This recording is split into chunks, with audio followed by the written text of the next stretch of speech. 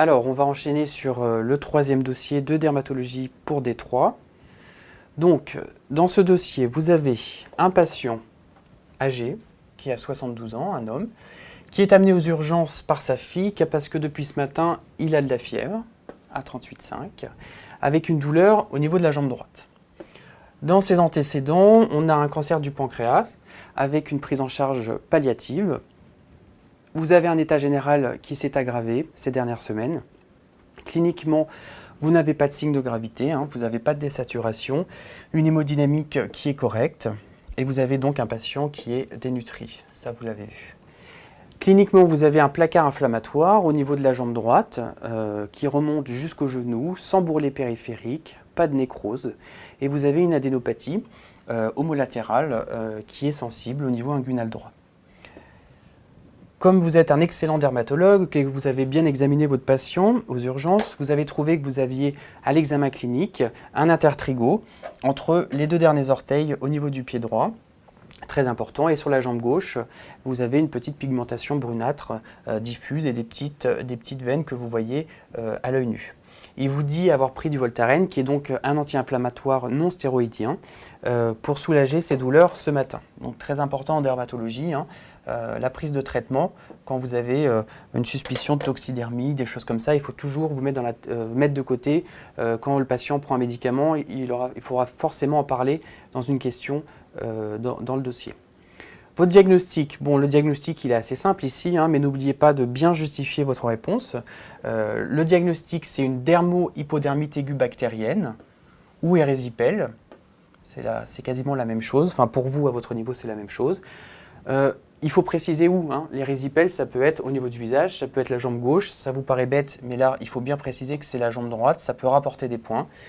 Toujours, quand vous avez un érésipèle, toujours rechercher une porte d'entrée, un intertrigo, un ulcère de jambe, une excoriation, une plaie. Vous ne la retrouvez pas forcément, mais là, comme vous avez un intertrigo, vous avez une porte d'entrée. Et j'insiste sur le mot porte d'entrée, pas juste dire intertrigo, point, mais bien montrer au correcteur que vous avez compris que l'intertrigo était la porte d'entrée de l'érésipèle. Pourquoi ? Parce que vous avez un début brutal, typiquement dans l'érésipèle, un placard inflammatoire et donc un érythème avec un œdème chaud, douloureux, érythémateux, qui n'a pas de bourrelet périphérique, contrairement généralement à l'érésipèle au niveau du visage. Un syndrome infectieux avec de la fièvre, vous avez une porte d'entrée que vous avez retrouvée et vous n'avez pas de signe en faveur d'une fasciite nécrosante, c'est-à-dire pas de nécrose, pas de bulle, pas de crépitation sous-cutanée. Alors, je fais juste une petite parenthèse, j'ai dit les bulles.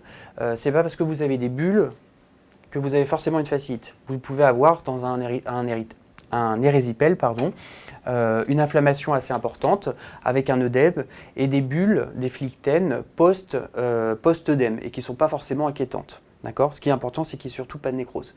Le signe le plus précoce en faveur de la fasciite nécrosante, avant la nécrose, avant l'hypoesthésie, avant les crépitations sous-cutanées, c'est la douleur. Quelqu'un qui a une plaque inflammatoire légèrement cyanique et qui est très douloureuse, il faut vraiment se méfier de la fasciite nécrosante. Voilà, ce qui n'est pas le cas ici. Le facteur favorisant, comme on vous a dit que vous aviez une pigmentation brunâtre au niveau de l'autre jambe, vous avez fait le diagnostic bien sûr de dermite ocre, qui est un signe d'insuffisance veineuse, et on vous a même dit que vous voyez des petites varicosités à l'examen clinique, et donc vous avez très probablement, même si vous n'avez pas de Doppler pour le moment, une insuffisance veineuse qui est un facteur favorisant, comme le lymphœdème de l'érésipèle. Et vous avez une adénopathie homolatérale qui est en faveur de l'érésipèle par un processus infectieux. La deuxième question, on vous demande quel est l'agent microbien qui est responsable de l'intertrigo, comment vous confirmez ce diagnostic et qu'est-ce que vous recherchez à l'examen clinique. L'intertrigo, dans la grande majorité des cas, lorsqu'il est interorteil, est responsable d'un dermatophyte. Vous savez que dans les champignons, vous avez deux types de champignons essentiellement, c'est le dermatophyte et le candida. Quand c'est un intertrigo interorteil, dans la grande majorité des cas, c'est un dermatophyte qui est anthropophile, c'est-à-dire qui ne se transmet que d'homme à homme, qui est donc contagieux. Trichophyton rubrum, c'est peut-être un petit peu détaillé pour vous, je suis d'accord que c'est un petit peu méchant de vous mettre un point là-dessus. Bon, je pense que c'est plus pour votre culture générale, c'est bien de savoir le nom du dermatophyte qui est responsable. Mais je pense qu'à l'ECN, si vous avez une question comme ça, je ne sais pas si le nom du champignon sera forcément coté. Vous allez faire un prélèvement mycologique local. Comment vous faites ça ? vous êtes obligé de détailler un petit peu. Vous faites un examen direct. Généralement, vous grattez avec une petite curette les squames au niveau de l'intertrigo. Pour un examen direct après éclaircissement à la potasse, vous voyez, vous pouvez voir le champignon. Parfois, vous ne le voyez pas, mais vous allez l'avoir sur la culture, sur un milieu de saboureau qui est donc adapté aux champignons, que ce soit le dermatophyte ou le candida. Et toujours, lorsque vous avez une mycose, que ce soit un candida ou surtout un dermatophyte, toujours rechercher des localisations à distance. Il faut voir si vous n'avez pas un autre intertrigo ailleurs. Ça c'est très fréquent. Lorsque généralement vous avez un intertrigo sur le pied droit, il y en a très fréquemment sur le pied gauche. Donc bien examiner votre patient pour bien le traiter. Et rechercher une atteinte des ongles. Ça c'est très fréquemment associé, c'est très fréquent. Les patients qui ont une onychomycose avec l'aspect d'onycholyse et d'hyperkératose sous-inguéale. Alors, quel examen complémentaire vous demandez en urgence devant cette suspicion forte cliniquement d'érysipèle aux urgences? Vous allez faire un bilan biologique très simple, d'accord? Vous recherchez un syndrome inflammatoire donc avec une hyperleucocytose par la numération formule sanguine, une CRP élevée, un retentissement chez un patient âgé, recherchez s'il n'est pas en insuffisance rénale fonctionnelle, recherchez d'autres comorbidités. Vous faites des hémocultures aux urgences, vous avez un syndrome infectieux assez connu, vous allez répéter les hémocultures pendant les pics fébriles et surtout prélever la porte d'entrée, ce que vous avez déjà fait. Alors, petite parenthèse, dans la conférence de consensus sur l'érysipèle, il est spécifié qu'il n'est pas obligatoire de faire les examens bactériologiques. Pourquoi? C'est parce que dans l'érysipèle, dans la grande majorité des cas, les hémocultures sont négatives. Généralement, comme ce n'est pas une fasciite, il n'y a pas de sepsis, vous avez des hémocultures négatives, donc elles ne sont pas obligatoires. Si vous traitez votre patient en ambulatoire, vous décidez de ne pas l'hospitaliser, vous n'allez pas faire d'hémoculture. Ce n'est pas logique de demander des hémocultures et de faire entrer un patient chez lui. Si vous demandez des hémocultures, c'est que vous êtes un petit peu inquiet. Généralement, en pratique, ce qu'on fait, c'est que quand le patient est hospitalisé, là, il est évident qu'un patient de cet âge qui a beaucoup de comorbidités, qui est en mauvais état général, vous allez le garder. Là, vous allez pouvoir faire des hémocultures. Et le prélèvement de la porte d'entrée, toujours. Si vous avez un ulcère, par exemple, un ulcère de jambe, vous allez faire un écouvillon pour avoir une documentation bactériologique. La prise en charge de l'érysipèle. Comme je disais tout à l'heure, ce patient, vous allez l'hospitaliser. C'est une urgence thérapeutique, l'érysipèle. C'est une infection qui peut être sévère et qui peut se compliquer si vous n'agissez pas rapidement. Donc vous allez hospitaliser ce patient. Vous délimitez l'érythème avec un stylo. Alors ça vous paraît peut-être bête, mais généralement, les externes qui ne l'oublient pas, c'est les externes qui ont déjà vu un érysipèle. Je pense que beaucoup d'entre vous ont déjà vu un érysipèle aux urgences. La première chose que font les urgentistes, que généralement c'est eux qui voient les érysipèles avant qu'ils soient hospitalisés en dermatologie, c'est de prendre un stylo et de délimiter l'érythème pour pouvoir surveiller qu'il n'y ait pas une extension et qu'il y ait donc une bonne évolution sous traitement antibiotique. Très très très important, on vous a dit qu'il a pris un anti-inflammatoire non stéroïdien qui favorise les infections. Vous savez, en ORL, vous avez sûrement vu ça, que quand vous avez un phlegmon de l'amygdale, des choses comme ça, une cellulite de la face, une infection dentaire, surtout pas d'AINS parce que ça fait flamber les infections.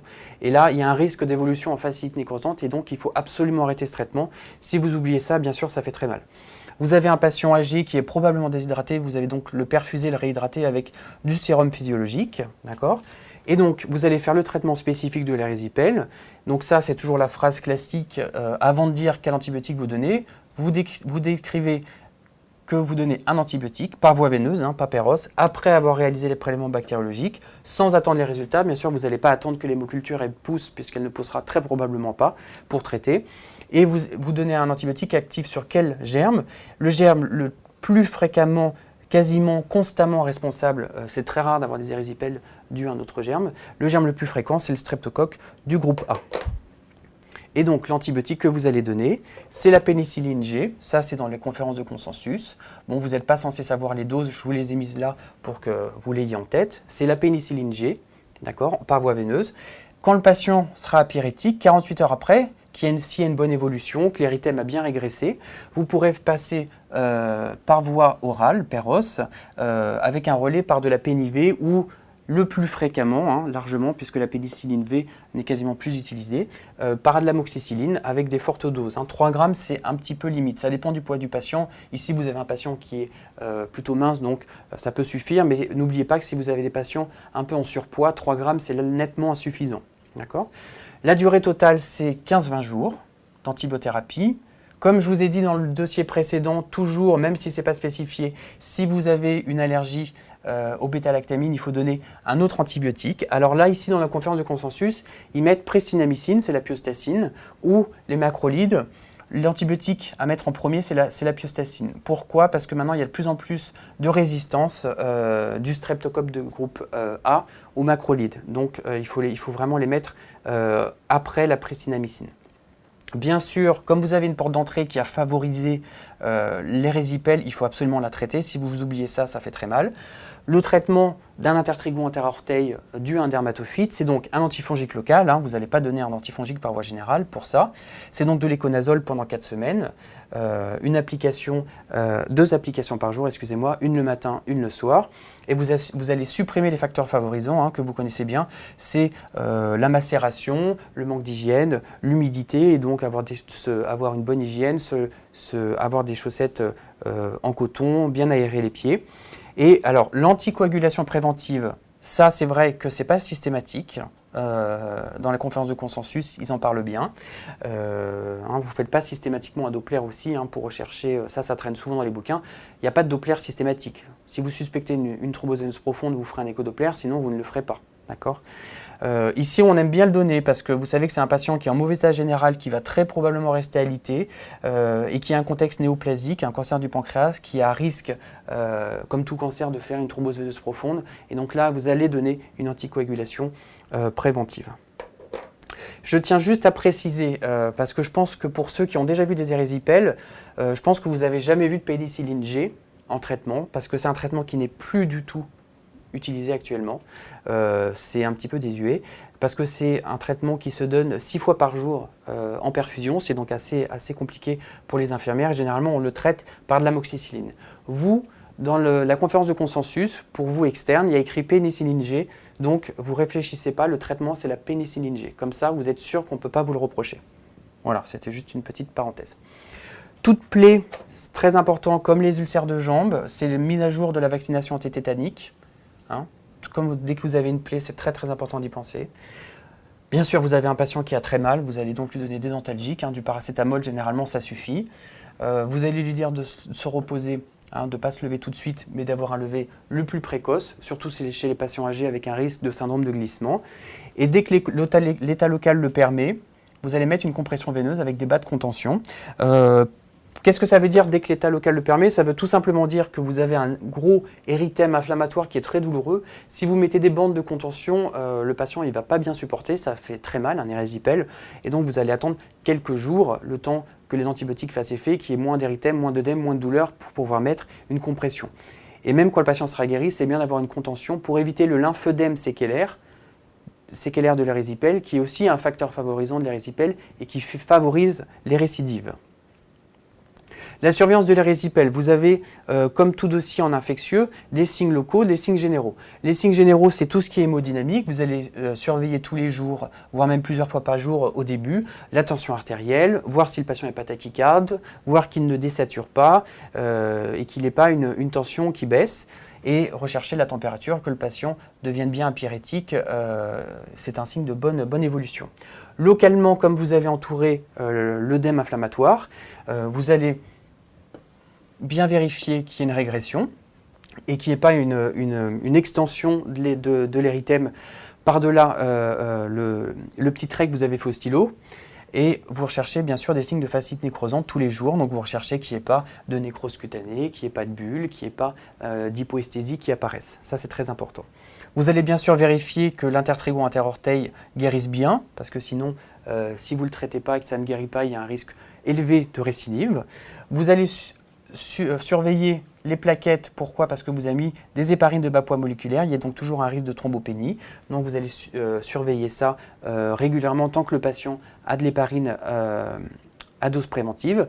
Et comme c'est un streptocoque du groupe A qui est responsable de l'érésipèle, vous savez qu'il y a un risque de glomérulonéphrite post-streptococcique qui est certes faible, mais on ne sait jamais. Et donc, vous allez faire une bandelette urinaire, ça n'oubliez pas, 15 jours après le traitement de l'érésipèle chez ce patient. La principale complication de cette pathologie à redouter, quel signe clinique vous recherchez en sa faveur? On en a déjà un petit peu parlé.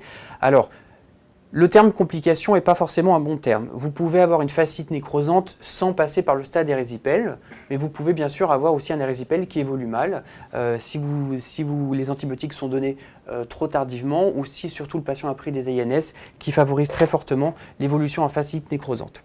Vous allez donc rechercher toujours pareil, des signes généraux, donc les signes de choc, la tachycardie, l'hypotension artérielle, la désaturation, l'oligurie, donc vous surveillez bien la diurèse, des marbrures, les extrémités froides, très important. Et localement, comme je vous ai dit tout à l'heure, le meilleur signe, c'est la douleur. Si ça fait très très mal, il faut se méfier. La cyanose, des larges décollements bulleux, comme je vous ai dit, une petite bulle secondaire à l'œdème n'est pas forcément signe de fasciite nécrosante. Ça peut parfaitement se voir dans un érysipèle simple et de la nécrose cutanée.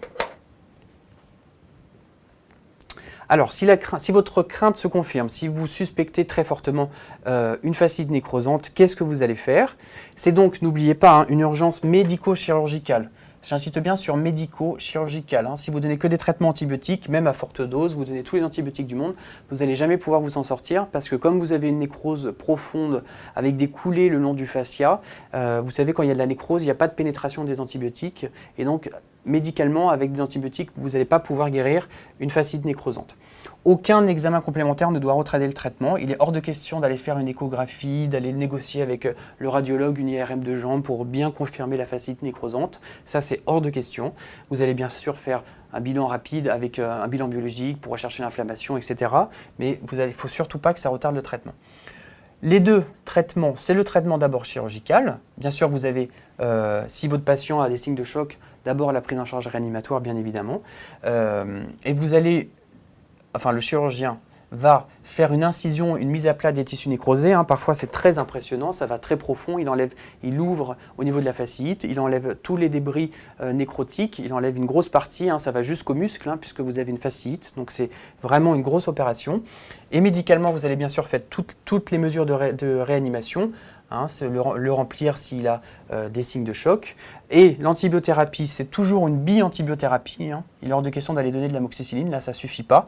Pourquoi? Parce que vous agissez sur le streptocoque, mais dans les fasciites nécrosantes, il y a plusieurs germes, le streptocoque, et si vous avez une fasciite au niveau du périnée, vous allez agir également sur les anaérobies. Ici, ce n'est pas le cas, vous n'êtes pas une fasciite du périnée, donc vous ciblez uniquement le streptocoque et le staphylocoque, en l'absence d'allergie, vous précisez toujours. Le traitement de référence, c'est donc la PNIG, la pénicilline G, et l'incladamycine. La clindamycine qui agit sur le staphylocoque, surtout le staphylocoque résistant à la méticilline, et la pénicilline G qui va agir sur le streptocoque. Donc ça, c'est le traitement de la fasciite nécrosante. On vous dit que l'évolution est bonne, mais l'état général s'aggrave avec une grabbatisation du patient, un syndrome de glissement. Il existe une grande plaque érythémateuse en regard du sacrum, sans ulcération. Quel est votre diagnostic? Quels en sont les facteurs de risque? Et quel outil auriez-vous pu utiliser pour évaluer le risque d'apparition de cette pathologie? C'est donc une escarre. Ça, typiquement, vous avez une plaque érythémateuse sur les points d'appui chez un patient grabataire. C'est une escarre. Précisez, on ne parle pas d'une escarre du talon, ça vous paraît évident, mais précisez bien que c'est une escarre sacrée. Et ça, vous êtes censé savoir quels sont les stades des escarres. Vous avez un item à l'internat sur les complications de décubitus. Et quand vous avez juste une plaque érythémateuse sans ulcération, sans atteinte de l'os, sans atteinte du muscle, vous êtes juste à un stade 1, donc à un stade débutant. Les facteurs de risque, ils sont très nombreux, ils sont tous écrits ici. Essentiellement l'immobilisation, évidemment un patient qui reste alité, c'est un gros facteur de risque. L'état nutritionnel, ici vous aviez un IMC, un index de masse corporelle à 18 chez un patient avec un cancer au stade palliatif, très dénutri, c'est donc un grand facteur d'escarre. La macération chez un patient qui a alité, la pression, la friction, le cisaillement, c'est pour ça que les lits avec de l'eau à l'intérieur, les matelas avec de l'eau favorisent la diminution de la pression au niveau des points d'appui et sont donc un bon facteur protecteur des escarres. L'incontinence urinaire fécale, c'est parce que vous avez une macération chez un patient qui est incontinent urinaire. Il ne faut pas hésiter à les sonder pour éviter qu'il y ait une souillure au niveau du sacrum qui va favoriser faire une macération et favoriser les escarres. L'état de la peau, hein, si vous avez par exemple un patient qui est sous forte dose de corticothérapie pour une pathologie inflammatoire par exemple, chez les personnes âgées, vous allez avoir une peau qui est complètement papier à cigarette, qui est très fragile et qui va se déchirer très rapidement. La neuropathie, hein, si le patient ne sent rien, il a un risque, hein, les patients diabétiques au niveau des escarres du talon, c'est un facteur de risque, d'accord ? Et vous avez également l'âge, bien sûr, chez les patients âgés, plus de grabbatisation, plus de dénutrition. Quelqu'un qui a fait des escarres est plus à risque d'escarres. Les maladies aiguës, hein, dès qu'il y a quelque chose d'aigu, un syndrome inflammatoire, un érysipèle, n'importe quoi, une opération chirurgicale, vous avez un risque d'apparition d'escarres. Et bien sûr, les pathologies chroniques graves, comme c'est le cas ici pour ce patient qui a donc un cancer du pancréas au stade palliatif. Pour évaluer le risque d'apparition d'escarres, vous avez des échelles, hein, vous n'êtes pas du tout censé savoir précisément quels sont les critères exactement de ces échelles, mais vous devez savoir au moins les noms. Vous avez l'échelle de Norton, l'échelle de Waterloo et l'échelle de Braden, d'accord, qui sont des échelles qu'on utilise pour évaluer le risque en cancérologie, en gériatrie, chez les patients âgés, qui sont alités, le risque d'apparition d'escarres. Et il faut donc mettre tous les moyens en œuvre pour éviter les facteurs de risque, donc lutter contre la macération, contre la pression, les cisaillements, etc. La prise en charge, ici on rappelle donc que vous avez une escarre sacrée au niveau du stade 1. Vous avez une conférence de consensus qui est très bien faite, que je vous incite fortement à lire. La prise en charge, elle est pluridisciplinaire, bien sûr. Vous allez prendre en charge le patient avec les dermatologues, avec les cancérologues, avec les gériatres, avec des infirmières également, hein. Vous allez intensifier les mesures de prévention, ça on en a déjà parlé. Toutes les mesures de prévention, même une fois que l'escarre est là, c'est toujours d'actualité. Donc vous allez renforcer toutes ces mesures. Supprimer l'impression, ça c'est très important, au maximum. Bon, bien sûr, c'est pas la suppression à 100% chez un patient qui est alité, mais vous allez changer le patient de position régulièrement, le mettre sur le côté pendant quelques heures, le refaire changer de côté pour pas qu'il y ait un appui toujours au même endroit. Vous allez prendre en charge la douleur, très important, hein, chez les patients en fin de vie qui ont des escarres, pour le confort du patient. Vous allez mettre un pansement protecteur, généralement un bon pansement. Alors ça, vous n'êtes pas censé savoir quel type de pansement, mais c'est pour votre culture. Le Mepilex, par exemple, c'est un très bon traitement pour une escarre qui débute, un pansement qui est assez épais avec une petite mousse qui permet de bien protéger la peau et qui est surtout peu adhérent. Mettez pas quelque chose qui est très adhérent à la peau avec le risque d'arracher la peau lorsque vous enlevez le pansement. Voilà, donc ça c'est vraiment la prise en charge de l'escarre au niveau du sacrum. Vous allez contre-indiquer les massages. Ça, c'est très clair là-dessus. Malheureusement, c'est encore beaucoup fait dans beaucoup de services. Les massages au niveau des fesses pour éviter les escarres du sacrum, ça ne sert à rien, d'accord? Ça ne sert à rien et ça peut être plutôt délétère. Ça a été bien montré, donc vous contre-indiquez les massages, ça c'est très important. Vous pouvez effleurer la peau, hein, ça c'est les aides-soignantes qui connaissent bien ça. Le Sanirène par exemple, hein, c'est, bon, pour donner un nom commercial, c'est un petit spray que vous mettez au niveau par exemple du sacrum, vous effleurez la peau, donc pas de massage, c'est juste un effleurage de la peau pour prévenir les escarres. Et bien sûr, vous mettez la vaccination antitétanique à jour, ça c'est très très important. Hein, n'oubliez pas, comme j'ai dit tout à l'heure, toute plaie égale vaccination tétanique à jour. Ici, vous n'avez pas de plaie, vous avez une escarre stade 1. Donc vous avez juste un érythème, vous n'avez pas de plaie, mais c'est très important de prévenir justement le risque de tétanos chez un patient qui est garbataire et qui va probablement développer une escarre à un stade plus avancé prochainement. En conclusion, les résipèles, toujours, quand on vous demande par exemple à l'examen clinique, c'est la porte d'entrée. Donc l'examen clinique, vous recherchez la porte d'entrée. Dans le traitement, vous traitez la porte d'entrée. Dans les examens complémentaires, vous prélevez la porte d'entrée. Donc ça, c'est vraiment indispensable comme mot-clé si vous avez un dossier d'érysipèle.